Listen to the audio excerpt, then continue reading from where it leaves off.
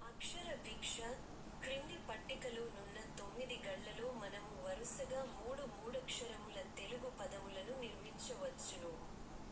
కాగా ఆ 3 పదముల చివరి 2 అక్షరములను మాత్రమే పట్టికలో ఇచ్చి మొదటి అక్షరమును ఖాళీగా ఉంచుట జరిగినది.